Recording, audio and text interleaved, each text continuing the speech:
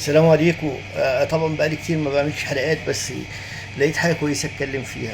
يعني لما الواحد بيلاقي حاجه مهمه بيتكلم فيها. احنا بنتكلم عن الصداقه يا جماعه. يعني اولا يعني عشان بس تبقوا عارفين، اختار الصديق قبل الطريق يعني. واحب من تحب فانك ستحشر معه يعني.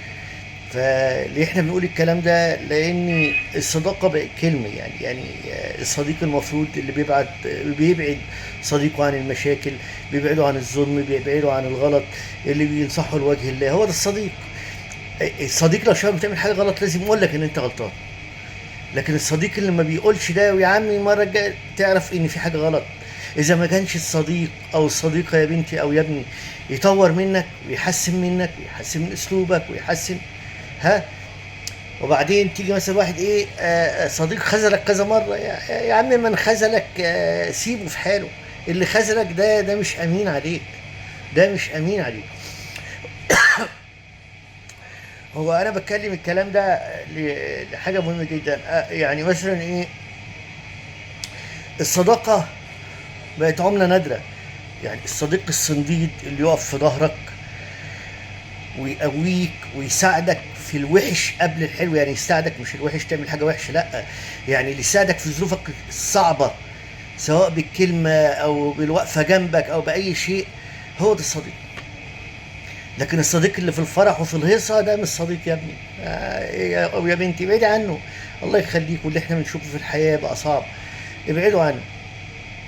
انا عايز حقيقي في دقيقه كده في عجاله عايز احكي عن صداقه حصلت بين واحد مصري وسعودي، وانا اعرف الاثنين يعني.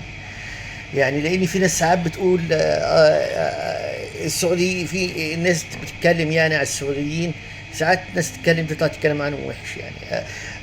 انا عايز اقول لك يعني، اكيد اللي بيعاملك اكيد في اسباب. يعني اكيد اللي بيعاملك ليه اسباب، اكيد اللي بيعاملك ليه اسباب. يعني انا كنت مره كنت اعرف واحد اسمه استاذ حسين كساب، كان حد محترم قوي من تبارك، من تبوك، اسف تبارك إيه بس، من تبوك.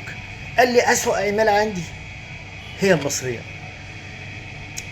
ويقول لي اليمني ويقول لي السوري ويقول لي مش عارف البنجلاديشي، ويقول لي احسن من المصريين في الشغل. ليه يا عم؟ ليه بتقول على المصريين كده؟ قال لك بيبيعوا بعض في لحظه.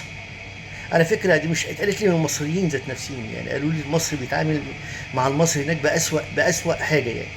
طيب احنا رخصنا من نفسينا يعني. المهم، الصديق اللي انا بتكلم عنه السعودي ده واحد سعودي، والله العظيم انا يعني بارك الله فيك ما شفتش حد في حياتي زيه. ما شفتش حد في حياتي والله، ما شفت صديق مصري زيه حتى. يعني يجي مثلا يعني، كان بيتعامل مع اخويا الله يرحمه. اخويا كان مهندس وتوفى من سنتين تقريبا. الراجل ده انا ما شفتش في حياتي حد بيحب بني ادم زي ما اخويا كان بيحبه وهو بيحب اخويا. حقيقي والله العظيم. انا اخويا ما كانش يضحك الا لما يشوفه. هو الراجل ده صاحب شركه مقاولات، ساب شركته 15 يوم فضل يجري ورا اخويا في المستشفيات عشان يقف جنبه ويساعده، وعشان بيحبه.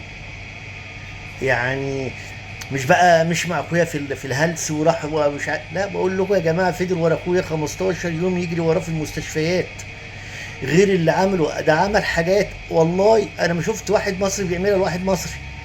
قد ايه لما فعلا انت بتكسب ثقه الناس ديت وبتبقى فعلا دغري معاهم، قد ايه بيحبوك وبيعتبروك اخ. اسمه الحاج عوض يعني، او الاستاذ عوض يعني. راجل محترم والله وشفت قد اخويا بيحبه، وكان يخاف على زعله.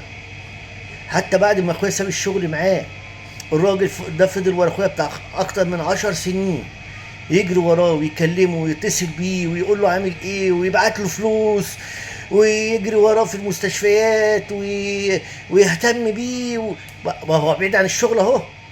شفتوا بقى الصداقه يا جماعه؟ يعني سابه من 10 15 سنه والراجل لسه مصاحب اخويا واخويا لسه مصاحبه، ويجي له مصر كل شويه انا ما شفتش كده والله. النهارده معلش انت بتصاحب صاحبك المصري بيديك في ظهرك. انا اعرف حاجات، يعني انا مش عايز اقول والله، انا مش عايز اقول حاجات حصلت معايا شخصيا.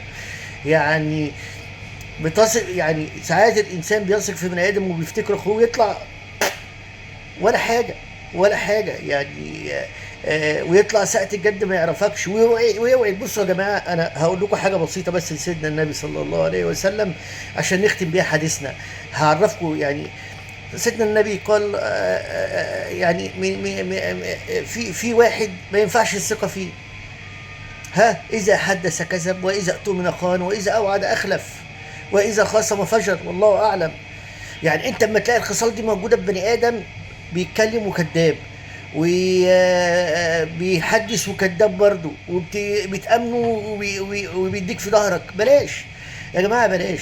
ولو كانت الصداقة الغلط اللي هتبقى على غلط، من بلاش، ما تصدقش. عيش مع نفسك. الواحد بيحتاج الناس عشان يتفاعل، لكن فعلا والله يا جماعة اختار الصديق قبل الطريق. الصديق اللي يطور ويحسن من صديقه، الصديق اللي ما يشوف صديقه بيعمل حاجة غلط يقول له لا اقف عندك كده، حرام كده، اتقي الله. هو ده الصديق يا جماعة.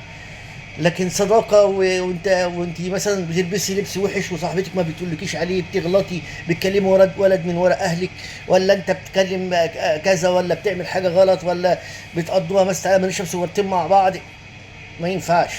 مش هنتطور ومش هنبقى كويسين. الصداقة يا جماعة بقت عملة صعبة. اختاروا الناس اللي بتكلموها. الله يخليكوا. وانت يا اب ويا ام، ابوس رجليك يا عم الحاج انت والحاجة، امشوا ورا ابنكم وبنتكم، شوفوه بيكلم مين، بيصاحب مين، علشان بعد كده ما نندمش. مع السلامة.